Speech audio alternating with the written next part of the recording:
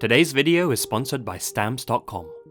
Stamps.com is your 24/7 online post office that's dedicated to saving you both time and money. Whether you're sending invoices, letters, or packages, domestic or international, their service lets you print your own postage and shipping labels in seconds. What I love most about Stamps.com is how reliable and convenient their service is. Their software lets you access all of the post office and UPS shipping services you need without taking the trip, and automatically selects the best USPS delivery option based on your price, package size, weight, and required delivery date. But if you're like me, then the savings are the main draw. They not only compare postage rates and print labels, but also give you access to exclusive discounts on UPS and USPS services all year round that you can't find anywhere else. We're talking up to 40% off USPS rates and 76% off UPS. So if you want to help support the channel while also getting the lowest postage rates with the fastest delivery times, head over to stamps.com/lazymasquerade. Sign up for a special offer that includes a 4-week trial, free postage, and a digital scale. No long-term commitments or contracts, just hassle-free postage on demand. Again, go to stamps.com/lazymasquerade and take advantage of that 4-week free trial, free postage, and digital scale.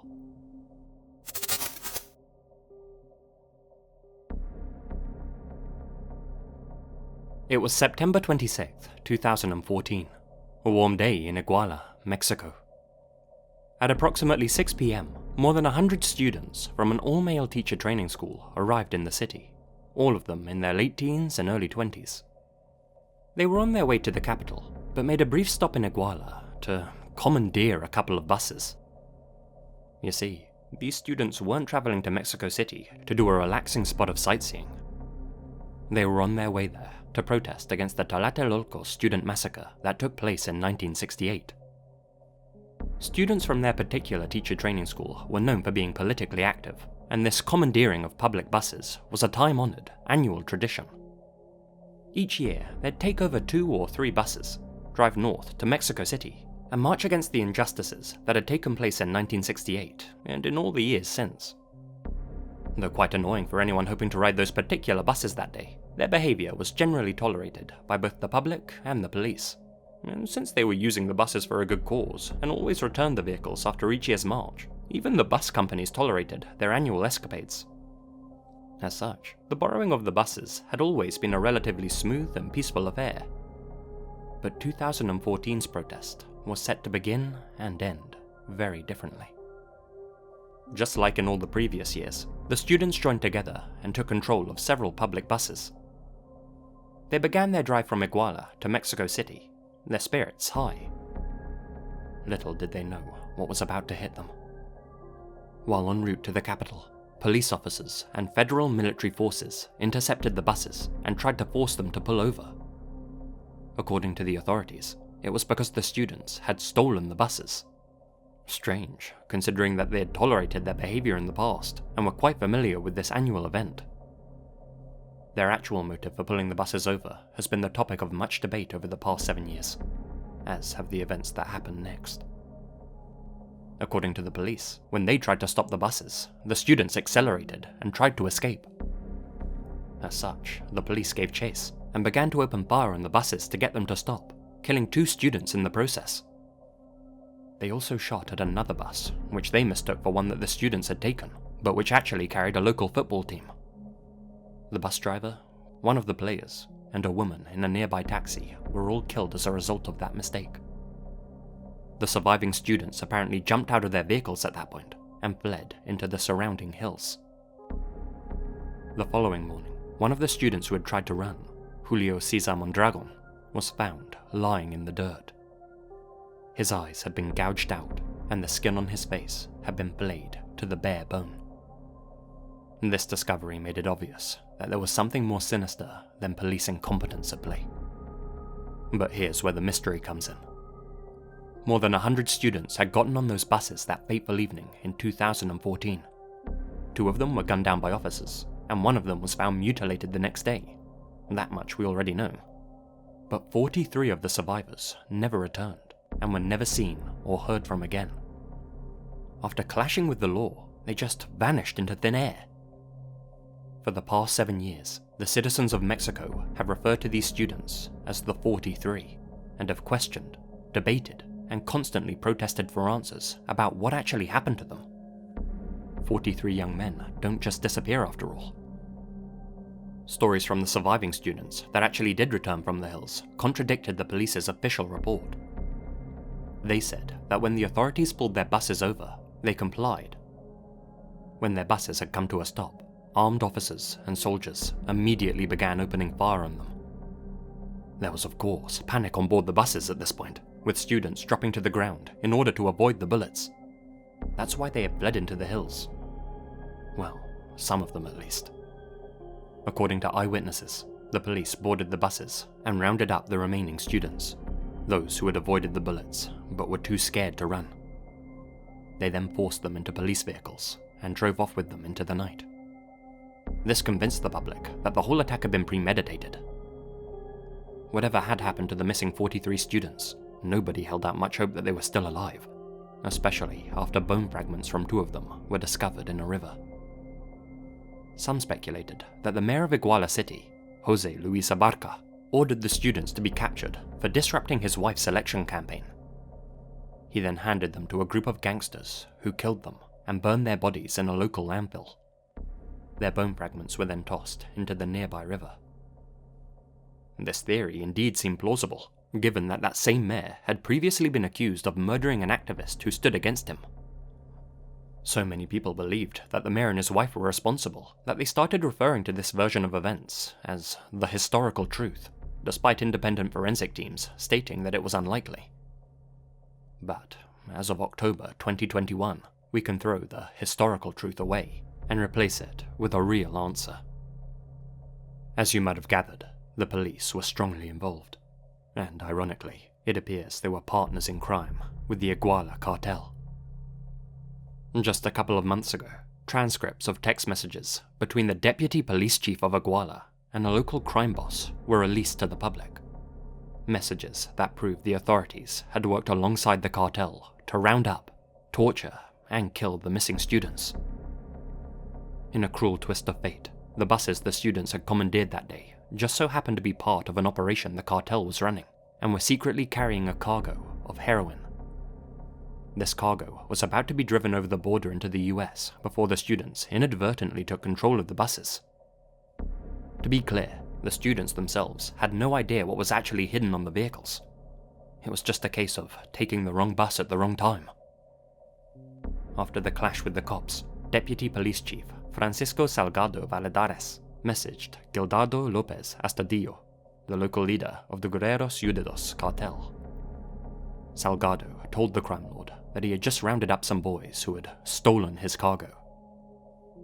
Reading through the texts, the fate of the students becomes disturbingly clear. Deputy Salgado told crime boss Lopez he had 21 students held on the bus and 17 more cornered in a cave. It's safe to assume that the latter group were among those who tried to run, but who weren't able to hide. Cartel leader Lopez replied by saying he wanted them all, and that he had beds to terrorize them in. They agreed to meet at a place called Wolf's Gap to exchange the students, and Deputy Salgado told Lopez to bring enough men to handle the job. What exactly happened to the students after that remains a mystery, since aside from a few bone fragments, none of their bodies have ever been found. But from Lopez's texts, it's clear that they didn't die quickly. They had inconvenienced the wrong gangster. The people of Mexico still have a lot of questions about that horrible night in 2014. How were the students tortured? Where are their remains? If 21 students were captured on the bus and 17 more caught in a cave, that only makes 38. What about the remaining 5? Since the real culprits behind the students' vanishing have only just been unmasked, we don't have all of the answers just yet. But we can now say with confidence that the young men are dead, that both the police and the Iguala cartel were behind their massacre, and that the previous Mexican government were trying to cover up what had happened. Although not specifically stated in the messages, it appears as if the military were also involved in what happened and helped to apprehend the students. The cartel's influence runs deep. If there's one other thing we can say with confidence, it's that this was a callous and unnecessary waste of human life. the massacre of so many young men. It's enough to make your blood boil. Deputy Salgado has already been incarcerated for his role in the slayings. Crime boss Lopez, on the other hand, was taken into custody, but was released over a supposed failure of due process. He remains a free man as we speak.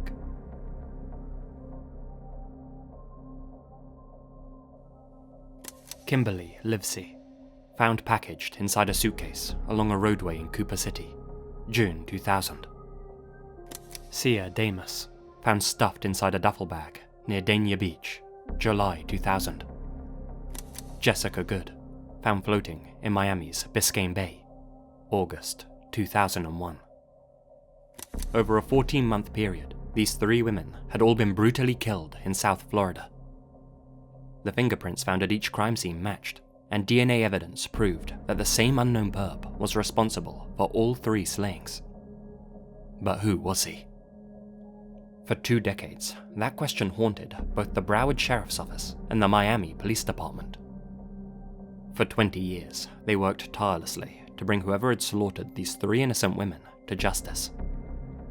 They knew they were dealing with a psychopath, one who could so callously discard his victims like trash on the sides of roads and in bodies of water. But even though they had his DNA and fingerprints, they couldn't seem to identify him. These killings had all been random, so there were few leads to work off. Then, in 2011, there was a major break in the case. Back in 1996, a man named Roberto Wagner Fernandez was arrested in Brazil after allegedly murdering his wife. He stood trial for this, but was found innocent after he claimed to have killed her in self-defense. His wife's parents then hired a hitman to take Fernandez out, prompting him to move to the US. His arrival in America synced up with the timeline of the murders, but that in itself didn't prove anything. What did were his prints. You see, after standing trial for his wife's murder, Fernandez's fingerprints were still on record in Brazil. The Americans sent the fingerprint evidence they had collected from the South Florida crime scenes to forensic experts in Brazil, and lo and behold, they matched with the ones they had on record for Roberto Fernandez. After digging deeper, investigators learned that Fernandez had left the US and returned to Brazil back in 2001, shortly after the body of Jessica Good was recovered from Biscayne Bay. At the exact same time, these murders in South Florida stopped. Well, it seemed Miami's Boys in Blue had finally found their man 10 years after his killing spree, but they wouldn't be able to confirm that without tracking Fernandez down and taking a sample of his DNA. Until then, they couldn't officially close this cold case. Detectives from Miami immediately got on a plane and flew out to Brazil in an effort to track down their suspect. But it was there that they learned something truly unexpected. As mentioned, after killing Jessica Good back in 2001, Fernandez fled the US and returned to Brazil to, ironically, escape the heat. While there, he continued to practice his sinister hobby of chopping up women and dumping them in public locations. But Brazilian detectives soon caught on to what he was doing, leading to a manhunt that would last for 4 years. In all that time, Fernandez remained one step ahead of the law, outrunning investigators at all corners. But the one thing he couldn't outrun was fate. In 2005, Fernandez, a former flight attendant himself, boarded a plane bound for Paraguay, likely planning on starting a new life there for himself while continuing to take other people's. But he didn't get the chance. The plane he was on crashed mid-flight, and Fernandez perished along with everybody else on board. Though of course it was good to hear that Fernandez hadn't been able to continue butchering women, it was simultaneously disheartening to know that he would never face justice, and that he'd never formally be identified as the man who had killed Kimberly, Sia, and Jessica. Their families would never have the definitive answer they were hoping for. But the BSO and Miami PD weren't giving up. For years, they continued to work closely with the Brazilian National Police, the US Department of Justice, and the FBI to continue their investigation. This culminated in Fernandez's body being dug up in early 2021. This proved that he hadn't faked his demise, as some had thought, and that he really had perished 16 years earlier in the crash. But it also allowed investigators to take a sample of his DNA. It was analysed, and proved to be consistent with the samples collected at the Florida crime scenes 2 decades prior. As of this year, we can say with certainty that Roberto Fernandez was the man responsible for taking the lives of Kimberly, Sia, and Jessica. However, investigators who worked on the case still fear that he may have been responsible for far more killings than we currently realize, both in the US and in Brazil. Still, I have to say, after the first case we covered in this video, it's nice to hear about some excellent police work, and about officers who were persistent in their pursuit of justice.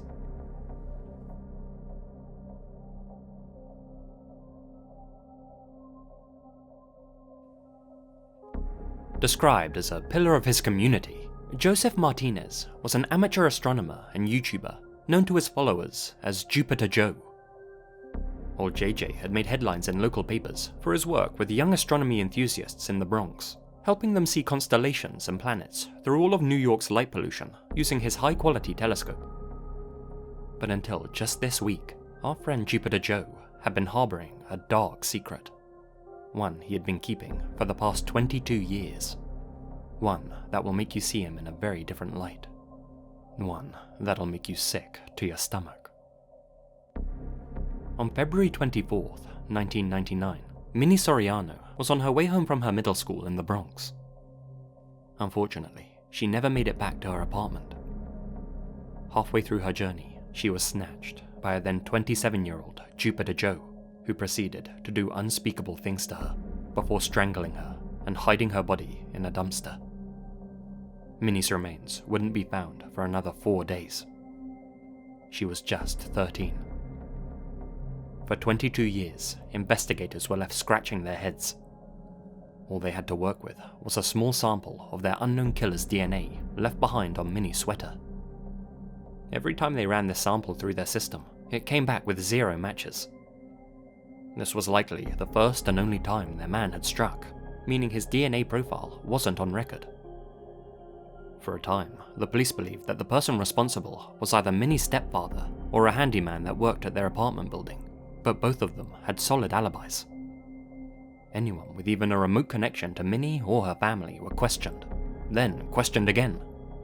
There was nothing to link any of them to her demise. Minnie herself had a sweet and caring disposition, and was known as the Cinderella of her apartment block. Nobody held a grudge against her or her family. Needless to say, with no suspects and very little evidence to work with, the case quickly went cold. Now, it used to be that if you randomly killed a complete stranger, there'd basically be no way to link you to the crime, provided you didn't have any DNA evidence on file. Well, I'm happy to say that's changing. New advances in forensic science have made it possible to track down perps who don't have any DNA on record. And that's exactly how Jupiter Joe's past misdeed came to light. Using new and advanced familial DNA matching technology, forensic experts were able to map their elusive killer's family tree. This technique doesn't require there to be a 100% identical profile on record, but instead identifies partial matches, thus linking the suspect to family members already in the DNA database. Their search came back with a strong match, a male whose DNA was so similar to the perps that they must have been their biological father.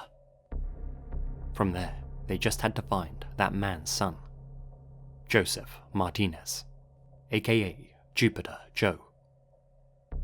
As it turns out, Joe had lived in the same apartment building as Minnie and her family back in 1999. Despite having been questioned back when the case was still fresh, he was never considered a suspect. Now, with all eyes on him, officers took a sample of his DNA. It matched perfectly with the sample found at the scene back in '99. On November 30th of this year, Joe was taken into custody. A historic arrest, considering it marks the first time the NYPD has used partial DNA matching to identify a perp. Though a now 49-year-old Joe has yet to stand trial, with so much evidence against him, it's safe to say this case has finally been solved. For 22 years, he believed he had gotten away with murder. Well, I'm glad to say, justice finally caught up with him.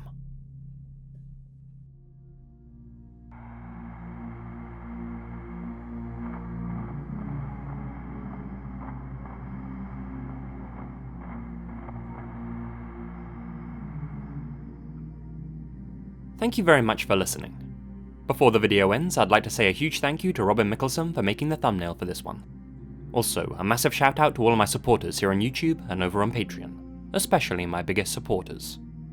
Hamish K, Lydia Glassley, Thomas the Handsome, Alex Greensall, Azrael Warakai, Charlie Lackey, Colin Monsma, Connor Louthan, Crawford K. McDonald, Gina Valera, Expand Dong, Gracearchie, Infamous-senpapi, Kiegan Eady, Leonardo Martinez, Mackenzie Griffin, Mira Lancaster, Monica Mendoza, Nadine, Natalie Escobedo, Peter Loggerech, Philip Westra, Procupidine Nata, Sarah Ramirez, Silas Geist, Damien Bennett, The Deck of Cards, TNS Mum, Taylor&Monica Gruenk, The Only Dorita, Zane, and Ms. Crypto. Thank you guys so much for your continued support, it really helps the channel out. That ends things for this one. Be sure to smash that like button or I'll smash you, and you'll be hearing from me again very soon. Until then, you all stay spooky. And remember, the best things happen in the dark.